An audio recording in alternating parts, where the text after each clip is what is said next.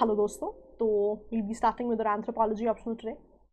Now बहुत सारे ऐसे बच्चे हैं जो हमें ये भी कह रहे थे कि जो हमारा नॉर्मल मोड है पढ़ाने का इंग्लिश, कि हम अंग्रेजी में लिखते हैं और हिंदी में समझाते हैं, उसके साथ साथ एंथ्रोपोलॉजी ऑप्शनल को इंग्लिश में भी लाया जाए. So I have recorded this video in 3 parts. First part ये थोड़ा बहुत इंट्रोडक्शन है. सेकेंड पार्ट पूरा का पूरा टॉपिक जो है सोशल ग्रुप, उसको इंग्लिश में डिस्कस किया गया है जो हमारा नॉर्मल पैटर्न है. Last part of the video, that is after 23rd minute, I think, the whole topic has been discussed in English. So anybody who intends to watch the whole video explained in Hindi, right, you can actually refer to the second part of the video. Anybody who wants to see the whole video, their whole concept discussed in English, please see the video. Yeah, start watching the video after the 23rd minute and the whole topic has been discussed in English over there. So let's start with the optional. All the best. Hello दोस्तों, तो अपनी anthropology optional की आज से हम शुरुआत करेंगे. बहुत ही सिंपल सा प्लान है. हर वीकेंड पे we'll be discussing 1 or 2 topics and eventually we'll also be including previous year questions so that आपका जो पूरा प्रेपरेशन है वो बहुत ही ज़्यादा होलिस्टिक हो जाए. The topic for the day is going to be social group. But before I start the topic, my only agenda is to tell you कि why people opt for anthropology optional. Why is it कि anthropology optional हाल फिलहाल में बहुत ही ज़्यादा लोग लेने लग गए हैं. रीज़न बहुत सिंपल है, मार्क्स. बहुत ही ज़्यादा मार्क्स आते हैं लोगों को एंथ्रोपोलॉजी ऑप्शनल में. इवन लोगों को 360 से भी ऊपर मार्क्स आए हुए हैं अगर आप चेक करने की कोशिश करेंगे. अगर मैं आपको 2017 का डेटा बताऊं तो पहले 10 टॉपर्स में से 3 के पास एंथ्रोपोलॉजी ऑप्शनल था. Why anthropology optional? Because marks बहुत ही ज़्यादा मिलते हैं. रीज़न क्या है? ऐसा नहीं है कि जो इवैल्यूएटर है वो जान के आपको एक्स्ट्रा नंबर दे रहा है, but the idea they being कि छोटा सिलेबस है, स्ट्रक्चर्ड सिलेबस है, एंड द बेस्ट पार्ट बहुत ही स्टैंडर्ड सवाल आते हैं, मेजॉरिटी क्वेश्चंस. तो होता क्या है, बिकॉज ऑलरेडी पढ़ी हुई चीज़ों में से क्वेश्चन आने की प्रोबेबिलिटी ज़्यादा है, तो उतनी ही प्रोबेबिलिटी आपकी मार्क्स ज़्यादा आने की भी रहती है. And at the end of the day everybody is almost एक सेम लेवल पे on the same paradigms. अगर हम अपने ऑप्शनल्स और एसेस की बात करें, the only thing which makes a difference is your optional, and anthropology is one of those optionals जो definitely आपको रैंक दिला सकता है.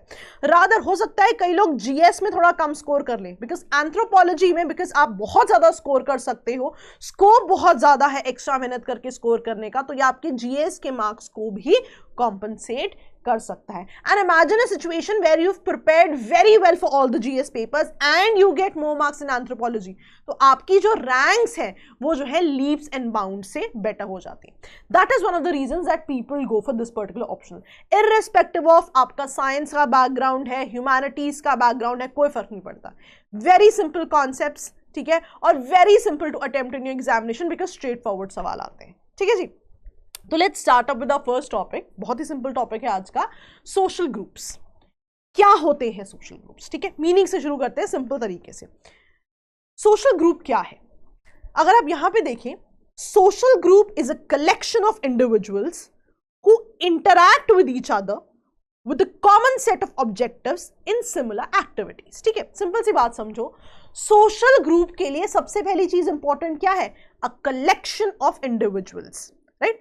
अगर मैं सिंपल शब्दों में समझाऊं, सोशल ग्रुप क्या होता है? एक ऐसा ग्रुप जो कि सोशली रेसिप्रोकेट कर रहा है एक दूसरे के साथ, सोशली इंटरैक्ट कर रहा है, म्यूचुअली इंटरैक्ट कर रहा है एक दूसरे के साथ. लेकिन सबसे पहली चीज क्या है? एक कलेक्शन ऑफ इंडिविजुअल्स होना बहुत ज्यादा जरूरी है. फॉर एग्जाम्पल, मान लो कि 10 लोग एक साथ खड़े हैं और मान लो कि कोई एक काम कर रहे हैं, राइट? क्या वो एक सोशल ग्रुप बन जाएंगे? ऑल्दो कलेक्शन ऑफ इंडिविजुअल्स तो है, लेकिन ध्यान रखना उतना ही important rather than collection of people कि 10 लोग की जगह खड़े हों, उसके साथ ये भी इंपॉर्टेंट है अगर आप देखें कि वो एक दूसरे के साथ इंटरैक्ट भी कर रहे हो. Next, common set of objectives भी हो और सिमिलर एक्टिविटीज में भी पार्टिसिपेट कर रहे हो.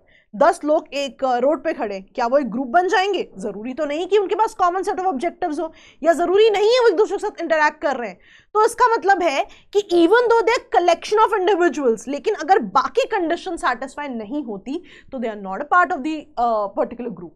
राइट? इसको और सिंपल शब्दों में समझते हैं. मान लीजिए कि आर्मी है. Army is a sort of social group. क्यों? कलेक्शन ऑफ इंडिविजुअल्स है, इंटरैक्शन है, सिमिलर सेट ऑफ ऑब्जेक्टिव्स भी हैं, देश की सेवा करना, राइट, और सिमिलर तरह की एक्टिविटीज में पार्टिसिपेट भी कर रहे हैं.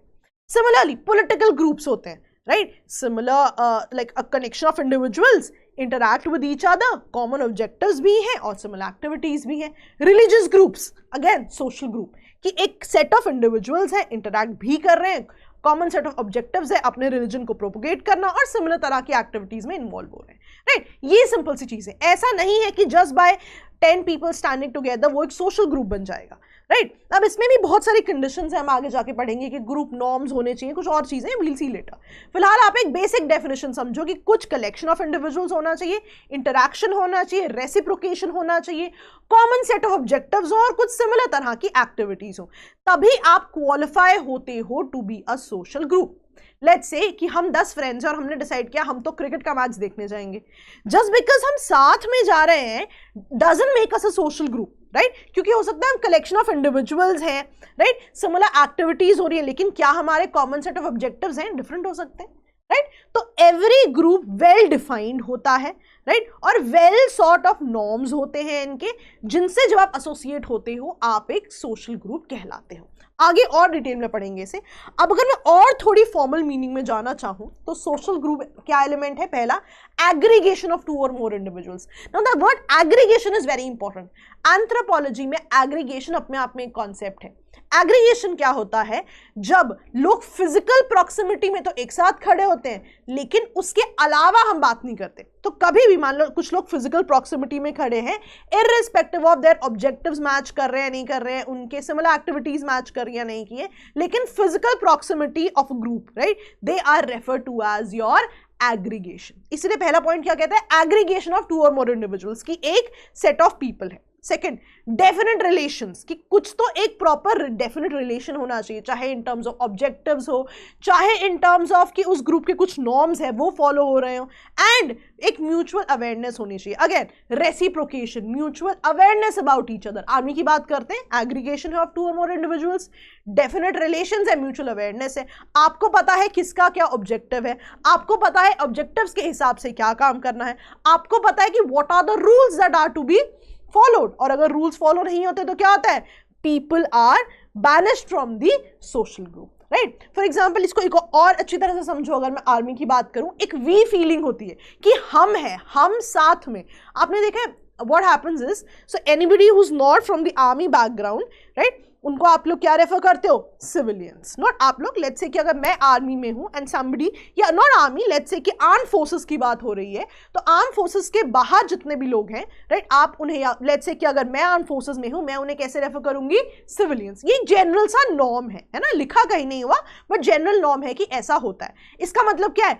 I as an army personnel और I as a member of an armed forces consider the whole thing as a group, right? एक we feeling है, एक कॉमन सेट ऑफ ऑब्जेक्टिव्स है, राइट? एक म्यूचुअल अवेयरनेस है, म्यूचुअल इंटरैक्शन है, reciprocative relationship है. इस वजह से I am a group, but everybody who is not there in my group is a civilian. तो आप समझ रहे हो डिफरेंस क्या है? सिमिलरली किसी भी रिलीजियस ग्रुप की भी यही बात हो सकती है कि आपको पता है कि आप कौन से धर्म से एसोसिएटेड हो, आपके धर्म के नॉर्म्स का पालन होता है, एंड अकॉर्डिंगली आप अपने ग्रुप के सारे लोगों को डील करते हो या उनसे इंटरैक्ट करते हो.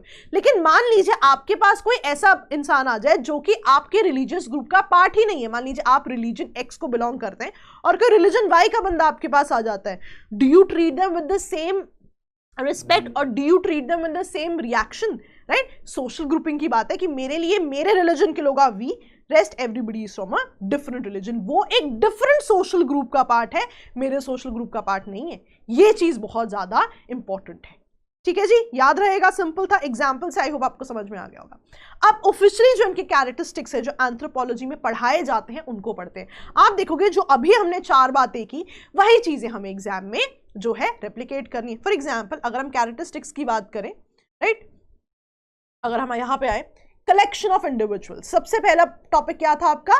कि इरादा. सबसे पहला कैरेक्टरिस्टिक्स क्या था? कि कलेक्शन ऑफ इंडिविजुअल होना चाहिए. मान लीजिए मैं कह रही हूं कि इस यूनिवर्सिटी के लोग एक ग्रुप में, यूनिवर्सिटी अपने आप तो नहीं बन रही, कलेक्शन ऑफ इंडिविजुअल जरूरी है, फिजिकल कलेक्शन ऑफ इंडिविजुअल बहुत ज्यादा जरूरी है. लेकिन ध्यान रखना ये इकलौता क्राइटेरिया नहीं है, क्योंकि जहां भी फिजिकल कलेक्शन है, जहां भी फिजिकल इंटरैक्शन है, वो तो एग्रीगेशन हो गया, वो तो हमने ऑलरेडी पढ़ लिया.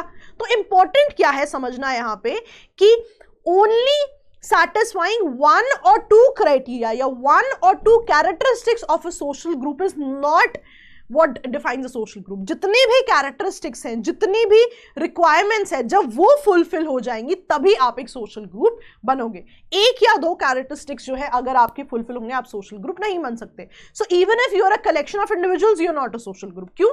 क्योंकि अभी तक आपने mutual interaction की, reciprocations की तो बात ही नहीं की. Similarly आगे बढ़ते, interaction among members कि सिर्फ इंडिविजुअल होना आपको ग्रुप नहीं बनाता है, रेसिप्रोकेशन बहुत ज्यादा इंपॉर्टेंट है, right? Any group, right? Any social group which doesn't have reciprocation is not a social group. आपकी फैमिली है ना? There's a reciprocation. आपने कुछ कहा, फैमिली मेंबर्स ने रिप्लाई किया, किसी बड़े ने कुछ कहा, आपने माना, राइट? तो ये पूरा रेसिप्रोकेशन है. और ध्यान देना, रेसिप्रोकेशन भी नॉर्म्स के हिसाब से होता है, ग्रुप नॉर्म्स के हिसाब से, कि डिसाइडेड होता है कि फैमिली में कौन किस बारे में क्या कहेगा और क्या माना जाएगा, राइट? अब जरूरी नहीं कि ये चीजें लिखी हुई हो. कन्वेंशंस आर आल्सो नॉर्म्स, कि ऐसा होता है, that can also be a norm. Simple है, याद रहेगा. नेक्स्ट चीज पे आते हैं, रेसिप्रोकेशन की जो मैं बात कर रही थी. अनलेस म्यूचुअल रिलेशंस नहीं है, right, it can not be a group. Let's say कि आप और मैं एक ग्रुप में हैं, I keep on following norms and you don't, right? So that is not a reciprocal relationship. ये चीज बहुत ज्यादा इंपॉर्टेंट है. और ध्यान रखना, if you don't follow norms तो आप ग्रुप का पार्ट नहीं रहोगे, आपको ग्रुप से बाहर निकाल दिया जाएगा. जो नॉर्म्स हैं, देर ऑल्सो वेरी इंपॉर्टेंट डिसिप्लिन को बरकरार रखने के लिए, right? So that social group वैसा ही एग्जिस्ट करे जैसा कि होना चाहिए. सिमिलरली नेक्स्ट पॉइंट पे आते हैं, common interest. Very very important. Religious groups हैं, कॉमन इंटरेस्ट है, मैं चाहती हूं, मैंने अपना रिलीजन एक्स बनाया है, मेरा रिलीजन जो है बहुत ज्यादा प्रोपोगेट हो, कॉमन इंटरेस्ट है. इकोनॉमिक ग्रुप है, कोई पॉलिटिकल ग्रुप है, मेरी पार्टी की एक पर्टिकुलर स्ट्रैटेजी है, मैं चाहती हूं वो जो है फॉलो हो. मान लो कि मैं कम्युनिस्ट पार्टी से हूं और मैं चाहती हूं कि कम्युनिस्ट स्ट्रैटेजी बने. हो सकता है मैं राइट से हूं, या हो सकता है मैं प्रॉपर लेफ्ट से हूं, या I am in the middle, right? Any sort of party could be there, but मेरी एक आइडियोलॉजी है, मैं अपनी आइडियोलॉजी जो है फैलाना चाहती हूं. तो मेरे ग्रुप में टेक्निकली वही लोग होने चाहिए जो मेरी आइडियोलॉजी से अग्री करते हैं. हम सबके इंटरेस्ट जो है कॉमन होने चाहिए, तभी वो एक सोशल ग्रुप का पार्ट कहलाएंगे. अगर आप उस सोशल ग्रुप के नॉर्म से या उनके इंटरेस्ट से अग्री नहीं करते, आपको बहिष्कृत करने का भी हक उनके पास होता है. Next, mutual awareness. आपको बिल्कुल पता होना चाहिए what is the expected behaviour. कैसे पता होगा? आपके पास नॉर्म्स हैं, और अगर म्यूचुअल जो अवेयरनेस है, जो एक्सपेक्टेड बिहेवियर है ना हो, accordingly there can be decisions. Next point, group unity and solidarity. Very important to have we feeling, very important to have the idea of group unity and solidarity. Armed forces बहुत ही ज्यादा we feeling के साथ होते हैं, right? That it is us, we have to take care of this country, we are responsible for the borders of this country. या as a matter of fact, religious groups कितने ही ज्यादा active हैं आजकल, right? कि किसका religion जो है superior बातें करता है, राइट? वर्ल्ड में इस पे कितने ज्यादा इश्यूज है. क्यों? बिकॉज जितने भी उस रिलीजियस ग्रुप से लोग एसोसिएट हो रहे हैं, वो अपने आप को एक यूनिट मान रहे हैं, सॉलिडारिटी की बात कर रहे हैं. तो ये चीज बहुत ज्यादा इंपॉर्टेंट है. एंड यूनिटी बहुत ही इंपॉर्टेंट है किसी भी ग्रुप के लिए. रीजन दैट बीइंग, अगर यूनिटी होगी तभी सोशल ग्रुप्स आगे बढ़ेंगे, वरना हर स्टेप पे अगर ऐसी यूनिटी ना हो तो अल्टीमेटली क्या होगा? Things will break. Social group जो है कोहेसिव ना होके ब्रेक कर जाएंगे. इसी चीज को दूसरे शब्दों में वी फीलिंग कहा जाता है. लिखने की जरूरत नहीं है, आई गिव यू पीडीएफ, आपको 1 या 2 दिन में वेबसाइट पे मिल जाएगा, you can put it over there. ठीक है, आप फिलहाल कॉन्सेप्ट समझिए, राइट? अब वी फीलिंग, सिंपल सी बात है, मुझे लग रहा है everybody associated with my group is my friend, everybody who is not part of my group is an outsider. मैं एक्स रिलीजन की हूं, everybody who is not a part of X religion is a part of Y religion, might not be a part of my group but might be a part of different group. ये चीजें समझनी बहुत ही ज्यादा जरूरी है. ठीक है जी. Next, group norms, very very important. Now why is it important? एक तो स्टैंडर्ड सी चीज है कि कोई भी ग्रुप कैसे वर्क करेगा, दीज नॉर्म्स विल डिसाइड. लेकिन ये बहुत ही इंपॉर्टेंट है किसी भी ग्रुप को उसी स्ट्रक्चर में रखने के लिए, कि कोई भी ग्रुप में अगर आप पार्ट हो तो उस ग्रुप को कैसे चलाया जाए, what has to be done is actually decided by the norms. चाहे वो कन्वेंशन हो, चाहे वो लॉ हो, किसी भी फॉर्म में हो सकता है, या ट्रेडिशन हो, एनीथिंग इज पॉसिबल, राइट? लेकिन नॉर्म्स बहुत ज्यादा जरूरी है डिसिप्लिन लाने के लिए, कि if you don't follow these norms you will be out of the group. लेकिन यहाँ एक बहुत इंपॉर्टेंट फैक्टर है जो याद रखना जरूरी है, times change, right? Times change, people change, types of groups change, ideology बदल सकती है। इसीलिए ग्रुप्स का जो कॉन्सेप्ट है हमेशा ही डायनामिक रखना बहुत जरूरी है, कि हो सकता है कि आपके बेसिक सेम रहें लेकिन they can change a bit. इसको ना और सिंपल शब्दों में समझते हैं। मान लीजिए कि might not be a very relevant example but एक आइडिया शायद आपको हो जाए। लेट्स से कि ट्रिपल तलाक की बात है, right? Now there have been certain changes, जैसे जैसे सोसाइटी बदल रही है कुछ चीजें बदल रही हैं, राइट? नवतेज सिंह जो है, नवतेज सिंह जौहर जजमेंट जो है 377 पे, राइट? चीजें बदल रही हैं, राइट? जब आप कहते हो न्यूज़पेपर में आता है इंडिया बदल रहा है, why these things are there? Because situations बहुत डायनामिक हैं, राइट? आप एक बहुत ही चेंज प्रोन एरा में रह रहे हो, तो इसकी हमेशा कोशिश करनी चाहिए कि ग्रुप्स का जो स्ट्रक्चर भी है वो हमेशा ही डायनामिक होता। ऑल्दो बेसिक्स हमेशा सेम रहेंगे लेकिन कुछ हद तक हमेशा ही ग्रुप्स डायनामिक रहते हैं। ये चीजें हमेशा ही आपको याद रखनी चाहिए। हो सकता है ग्रुप बिल्कुल सेम हो, राइट? बेसिक नॉर्म्स भी सेम हो, but you get a new leader. अब न्यू लीडर जो है हो सकता है कुछ एडिशनल नॉर्म्स ले आए, राइट? या कुछ नॉर्म्स को स्ट्रिक्ट कर दें या कुछ नॉर्म्स को लिबरल कर दें। तो ध्यान रखना, सोशल ग्रुप हमेशा ही सिमिलर रहता है, बेसिक आइडिया हमेशा ही सिमिलर रहता है, बट कुछ चीजें जो है धीरे धीरे बदलती जाती हैं। ठीक है जी, सिंपल था, याद रहेगा। Now let's before we go forward let's see once कि हमने क्या क्या चीजें पढ़ी हैं। तो बेसिक कैरेक्टरिस्टिक्स क्या बने किसी भी ग्रुप के? कलेक्शन ऑफ इंडिविजुअल्स होना चाहिए, इंटरैक्शन होनी चाहिए, रेसिप्रोकेशन होना चाहिए, राइट? कॉमन इंटरेस्ट हो सकता है, कॉमन ऑब्जेक्टिव हो सकता है, जिससे इवेंचुअली क्या होगा? There will be mutual awareness and it will lead to unity, solidarity, we feeling. लेकिन ये सब किसके अंतर्गत होगा? ग्रुप नॉर्म्स के अंतर्गत। और आपका कंक्लूजन हमेशा क्या होना चाहिए कि ऑल्दो सोशल ग्रुप्स एग्जिस्ट करते हैं, बेसिक आइडिया हमेशा सिमिलर रहेगा, लेकिन सिंस चीजें बदल रही हैं, समय बदल रहा है, आप देखेंगे कि जो ग्रुप नॉर्म्स हैं आपके, दे आर ऑल्सो, या रादर जो ग्रुप्स हैं, they are always dynamic, they never stay static. ठीक है जी, सिंपल था। आगे बढ़ते हैं। अगर हम अब डेफिनेशंस पे आए हैं ना, डिफरेंट स्कॉलर्स है डिफरेंट डेफिनेशंस देते हैं।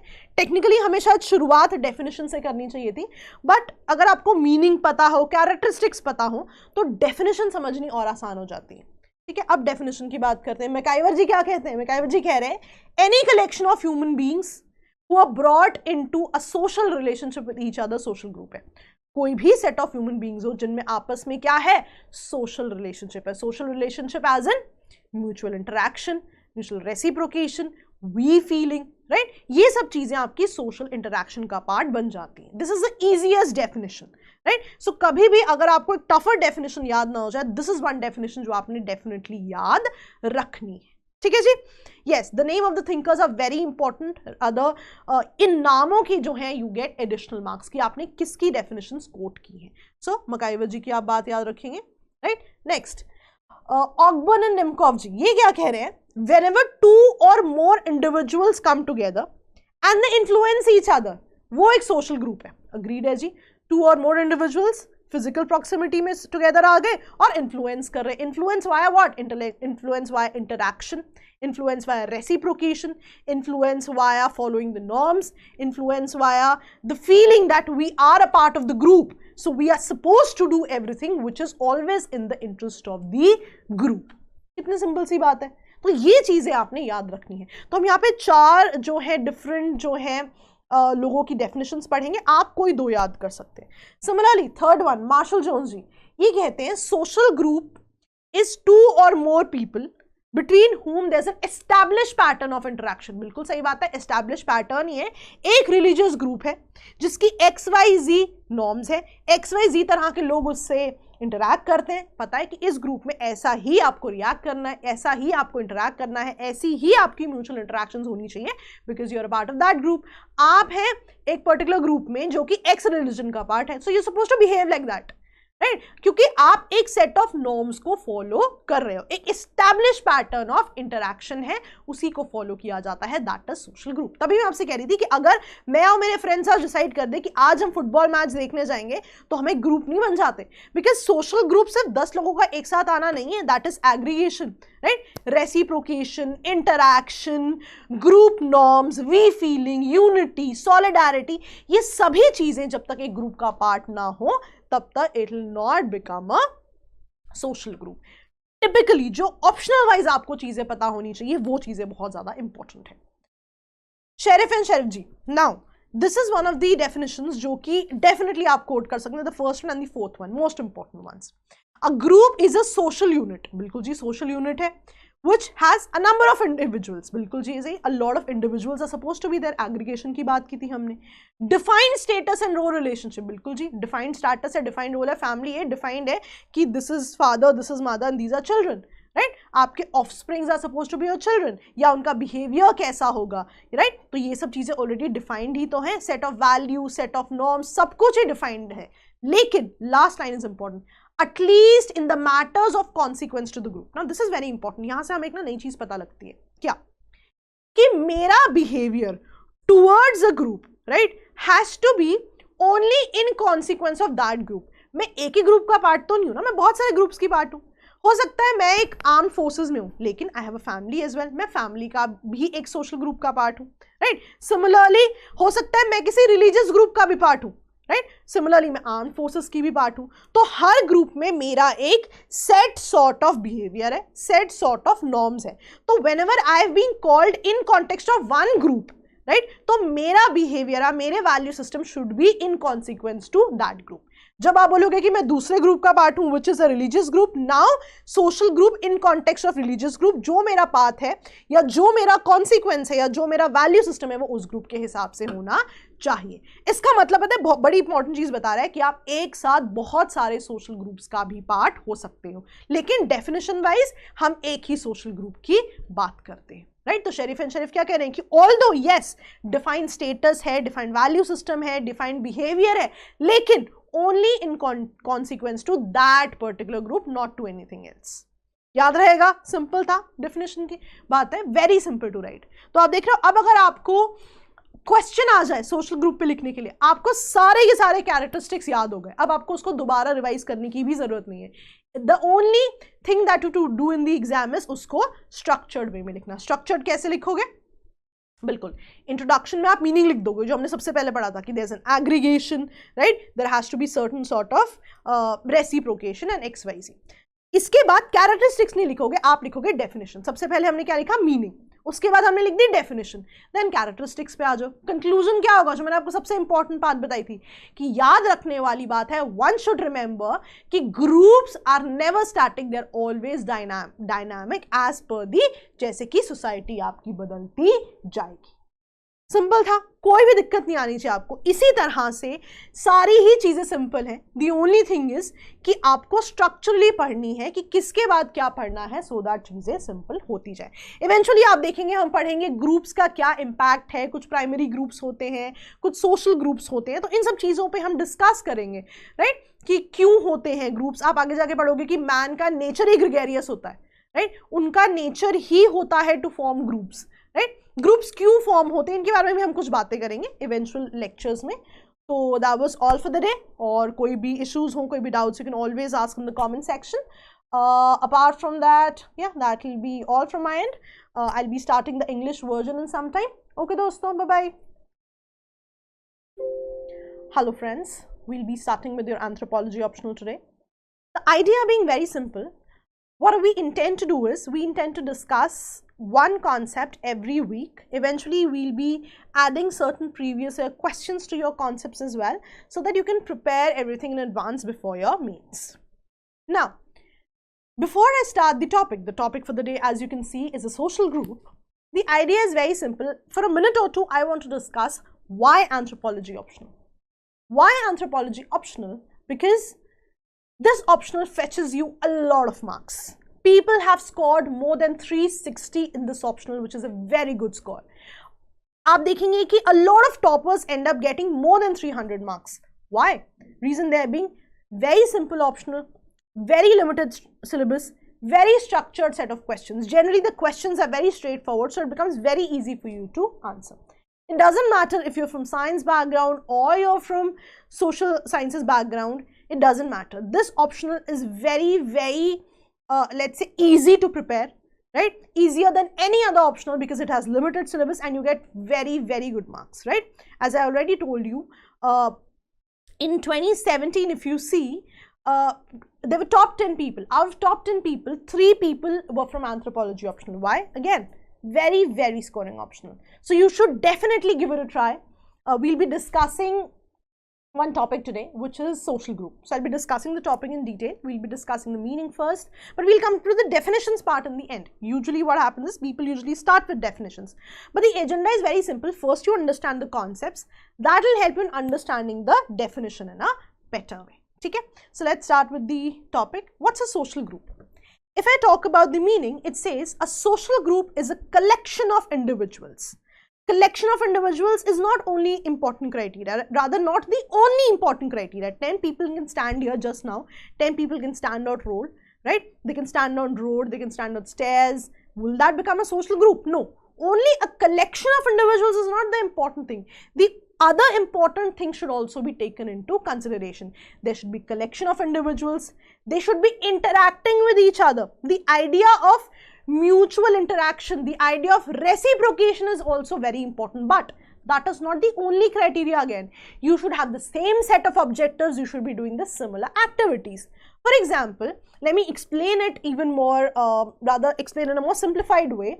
Let's consider the idea of army or armed forces. You have collection of individuals who interact with each other, but apart from interacting, don't they have a common set of objectives to serve the country? They engage in the similar set of activities which actually help them to achieve the goal, achieve the common set of objectives they have, that is to safeguard the country, to safeguard the interests of the country. Now, this is very important, that if you're talking about only people in physical proximity, 10 people standing in physical proximity, they are not a social group. That's called an aggregation. So anthropology has a term for that as well. So anybody in physical proximity, irrespective of their objectives or activities, that will be called an aggregation.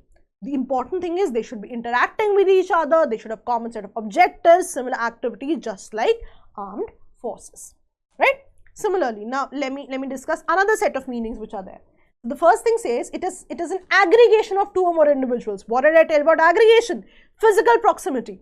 So a set of people is the most important thing, but what is even more important than that? What are the other criteria? If you can see, definite relations, mutual awareness, consciousness, that is very important, right? Let's say the part of armed forces, so you should know what are the relations, what sort of interaction should be there with each other. There's supposed to be set of norms which guide your social groups. Why set of norms are important? Let's say you're part of a religious group. When you follow those particular norms, you are supposed to be, you're considered to be a part of that group. But the moment you stop following those norms, you can be banished from the group, right? You will be part of that group only when you follow the norms of that particular group. All the members of the group should be aware, should be conscious and maintaining the reciprocal relationships according to the norms specified. Now, the norms need not be written. There need not be a law according to it. They can be certain traditions, they can be certain conventions, but the idea is very simple. Aggregation, a set of people with definite relations, mutual interactions, reciprocations according to certain norms, right? Now, what I want to do is, before going to the definitions, I want to discuss the characteristics of a specific group, characteristics of a social group, that what are the basic requirements, that if you fulfill those requirements, you become a part of the group. The first thing, collection of individuals, very important. Without individuals, there's no point of a group, right? Let's say there's a college or university. What is a college or university without its students and teachers? So the first thing which is very important is having those collection of individuals. But as I already told you, only a collection, only physical proximity, only being an aggregation is not enough. What is more important is to have that sense of belongingness, to have that sense of mutual awareness, to have those reciprocal relationships. Let's say, for example, when we consider armed forces, right? So, in general corollary, you would have seen that anybody who's a member of armed forces, anybody who's not, is referred to as a civilian. So if I'm a member of armed forces, I usually refer to everybody else as civilian. Why? Now here, as an armed force, I have a sense of belongingness. I am a part of a social group, that is the armed forces, that is the army. I have a sense of belongingness. It's a we feeling, and everybody who's not a part of my social group is a different person, is a part of a different group, at least not my group. That is something which makes you a part of social group, right? So only being a collection of individuals is not important. There are other parameters as well. For example, other parameters, interaction, very important. Let's say that there's a religious group, right? Let's say that I am a part of religion X and I am a part of social group called religion X. So I will have certain norms or certain conventions. How am I supposed to behave if I'm part of certain social group or certain religion X? Anybody who's a part of religion or social group Y will have their own set of norms, will not have the set of norms that I am following. And let's say that I am in a religious group X and I don't follow the norms set by this particular group, I can be banished from the group. I can be chucked out of the group. Why? Because my interaction, right, is not according to the norms of the group, right? And I can also say there has to be a reciprocal relationship, right? Ki I should behave with you in the similar manner, right? I should have a mutual relationship. Two of us, right? Let's say two of us are part of a social group. We should have a relationship with each other in a way that norms of that group decide. Why are norms so significant? Reason there being, if you don't follow the norms, you will be chucked out of the group. Now you're not considered to be a part of the group anymore. So any sort of interaction, any sort of relationship, any sort of reciprocation will be as per whatever the group decides or whatever the norms are there for the group. So mutual interaction and reciprocation are equally important jitna ki your relationship, or rather being in physical proximity, being an aggregation is more important. Next, common interest, very, very important. Let's say I am in armed forces, you are also in armed forces, we have a common interest, we want to serve the country. Let's say me and you, we are a part of religious group X. Why we are a part of religious group X? Because we believe in the same ideology, right? We want to propagate our religion, or even if I don't want to propagate my religion, at least I believe in the same set of rules or values that you do. That is why both of us are part of the same social groups. We have common objectives, we have common interests. Or let's say that both of us, me and you, are the part of a political group. We can be part of, let's say, Communist Party of India or Bharatiya Janata Party or Indian National Congress. So we are a part of this particular party system because we believe in the same ideologies, common interests, same objective. That is also very important. So not only the collection of individuals, but their interests, their reciprocation, right, their mutual recognition, mutual association, that is what makes a social group. And this doesn't stop here. There are other characteristics as well, right? Group unity, solidarity. As I told you, it is very important to feel we as a group, right? That we are a group, we should have unity among us. When I talked about armed forces and I gave you an example about armed forces and a civilian, why is this so? Because anybody who's a part of armed forces thinks that they are a part of a bigger group, and anybody who's not a part of my group has a different name called civilian. Why? Because they're not a part of my group. Let's say I belong to a religion X. Anybody who's a part of religion X will be considered a part of social group, right? They will think that we are collective. They will have a bond of unity, of brotherhood, or sisterhood. But anybody who's not a part of my religion X will again feel that I am not a part of that. They will have a different sort of relations with somebody of a different religion. That is very important. And let's say that all of us belong to a religion X and all of us follow a set of norms, and anybody who doesn't can be banished. Why? Because since they haven't followed the norms, the unity of our group is threatened and they shouldn't be a member of our group anymore. Did you understand the basic characteristics? This is what the optional is all about. You understand the basics and then you reproduce them in your own words. Next, we feeling, as I told you, it's very important, sense of belongingness to a group, right? My sense of belongingness to my, let's say, religion could be a we feeling. My sense of belongingness to my armed forces could be a thing, or my sense of belongingness to my family, that could also be a thing, right? So there should be a feeling of we, a sense of belongingness to my group, because unless I don't feel belong to my group, I will never stick to that group.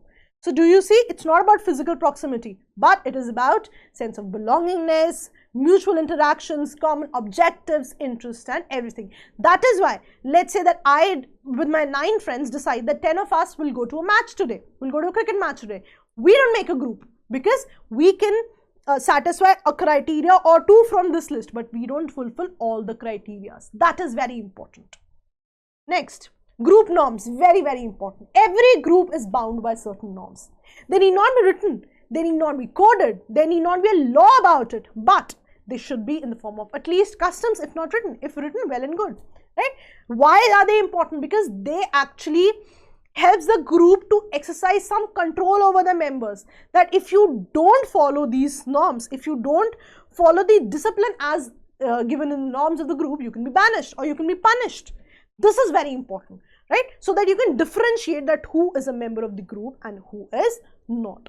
The strengthening of the group, the solidarity of the group is actually decided by the norms.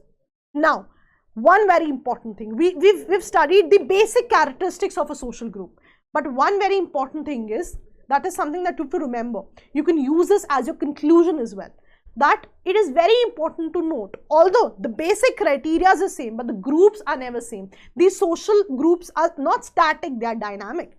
Things are subject to change. Now let me give you a simple example. It might not be related with the topic, but maybe it will help you to get a grasp of what I'm trying to say. Let's say things have changed in triple talaq, right? Judiciary has given their particular judgment over that, or things have changed in the Nafte Johar judgment, right? Section 377. So things do change, right? As the time progresses, as the culture progresses, things do change. Now this is what they're trying to say, कि जैसे जैसे समय बदलेगा, as the times change, right? Groups are also prone to change. They can evolve, right? Things can change. It could be certain external pressures. It could be that groups itself want to have some sort of transformation, or let's say whatever the top position people of the groups are there, maybe they want to add certain norms, they want to delete certain norms according to the situations, according to the scenarios. This is always possible. So the idea that the group is dynamic can be used in your conclusions. How? We'll see in the end. Right? I hope everything was clear. Now, I wanted to revise it before we go to the definitions. What is a social group? Right? Yes, there's an aggregation, there's a collection of individuals, but more than that, what is there?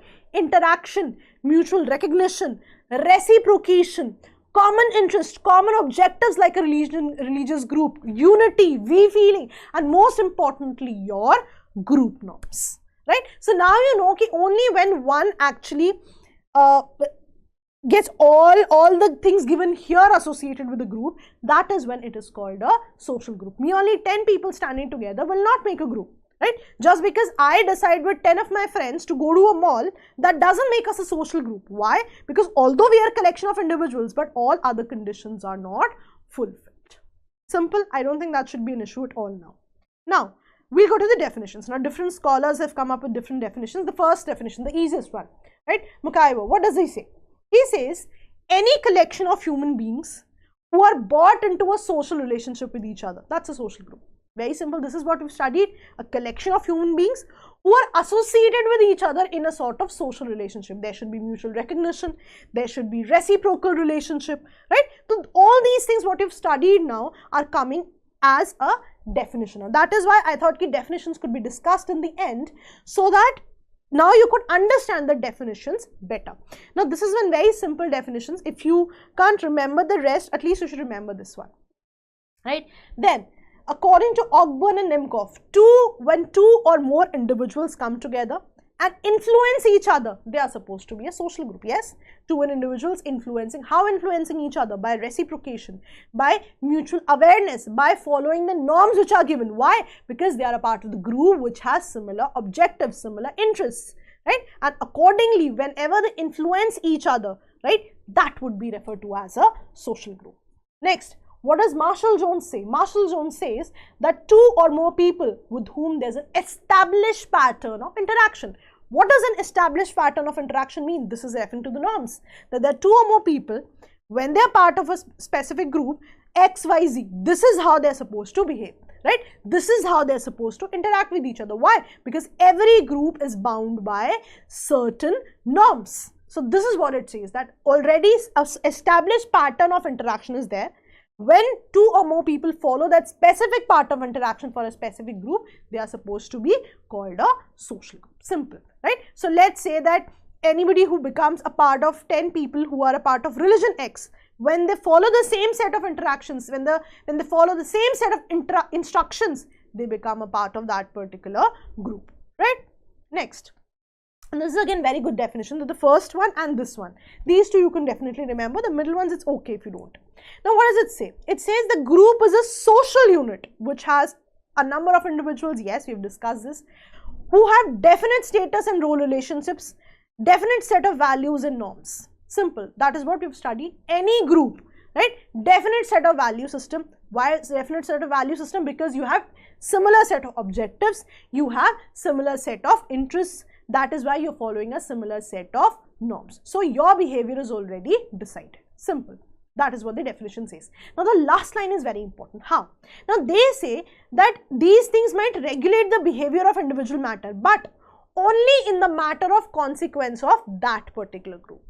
So remember, I can be a part of more than one group. Let's say I am a part of particular group. Let's say I'm a member of the armed forces. That's one group I'm associated with. Let's say I'm also a part of religion X. That's the other group I'm associated with. Let's say I'm part of my family. That's the third group I'm associated with.